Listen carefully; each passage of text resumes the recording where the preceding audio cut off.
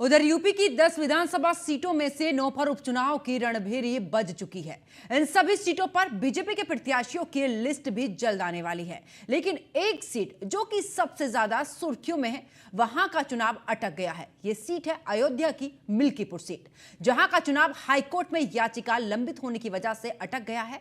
हालांकि याचिकाकर्ता पूर्व विधायक बाबा गोरखनाथ ने याचिका वापस लेने का ऐलान कर दिया था, लेकिन कानूनी दांवपेच में मामला यूं फंसा कि लगभग तय है कि मिल्कीपुर का चुनाव इन 9 सीटों के साथ नहीं होगा। कौन है आखिर बाबा गोरखनाथ और क्या है कानूनी पेच, इसी को लेकर रिपोर्ट देखिए।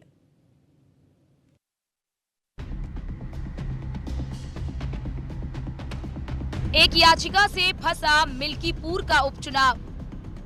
याचिका वापसी में किसने चला कानूनी दाव? हॉट सीट बने मिल्कीपुर पर चुनावी तैयारी, कानूनी दांव पेच पड़ गया भारी। लोकसभा चुनाव के बाद ही मिल्कीपुर की सीट हॉट सीट बनी हुई है।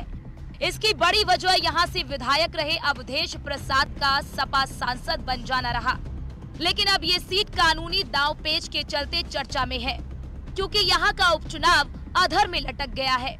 जी हां, हाईकोर्ट में लंबित एक याचिका की वजह से यहां चुनावी तारीख की घोषणा नहीं की गई।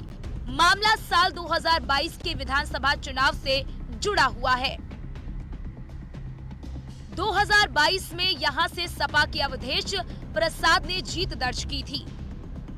अवधेश प्रसाद ने बीजेपी प्रत्याशी बाबा गोरखनाथ को शिकस्त दी थी। बाबा गोरखनाथ ने अवधेश प्रसाद के निर्वाचन के खिलाफ याचिका दायर की।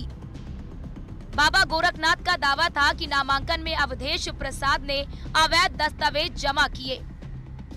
हालांकि 2024 के लोकसभा चुनाव में अवधेश प्रसाद सांसद बन गए। अवधेश प्रसाद के सांसद बनने के बाद यूं तो इस याचिका का कोई मतलब नहीं रह गया था, लिहाजा बाबा गोरखनाथ ने भी याचिका वापस लेने के लिए हाईकोर्ट की लखनऊ खंडपीठ का रुख किया, लेकिन अभी तक इस पर सुनवाई पूरी नहीं हो पाई है। ऐसे में मिल्कीपुर का चुनाव भी अटक गया है।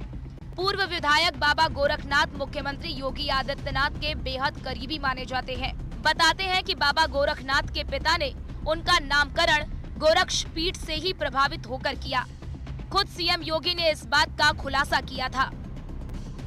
ये गोरखनाथ बाबा तो बाबा गोरखनाथ की बबूती के आशीर्वाद से ये पैदा हुआ है, ये पैदा ही उससे हुआ है।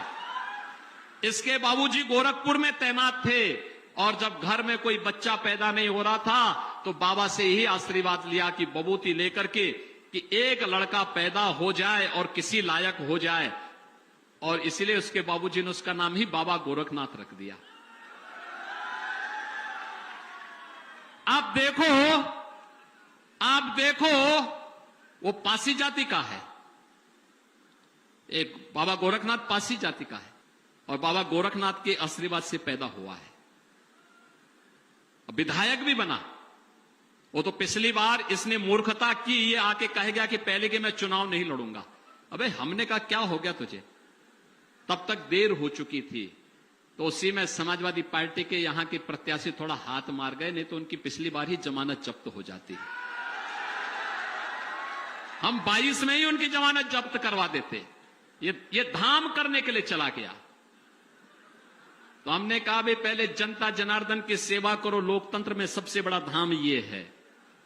और बहनों और भाइयों, आज मैं आपसे कहने के लिए आया हूं, इसीलिए कहने के लिए आया हूं कि लोक और परलोक दोनों को सुधारने का अवसर है कमल चुनाव चिन्ह पर वोट दे करके। अयोध्या आंदोलन में गोरक्षपीठ की बड़ी भूमिका रही है।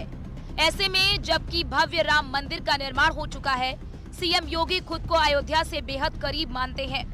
इसका असर अयोध्या के विकास यात्रा में भी देखा जा सकता है। वहीं पूर्व विधायक बाबा गोरखनाथ की कड़ी भी कहीं न कहीं गोरखपुर और गोरक्षपीठ से जुड़ती है। ऐसे में मिल्कीपुर में जब भी चुनाव हो, ये लगभग तय है कि गोरक्षपीठ का आशीर्वाद बाबा गोरखनाथ को ही मिलेगा।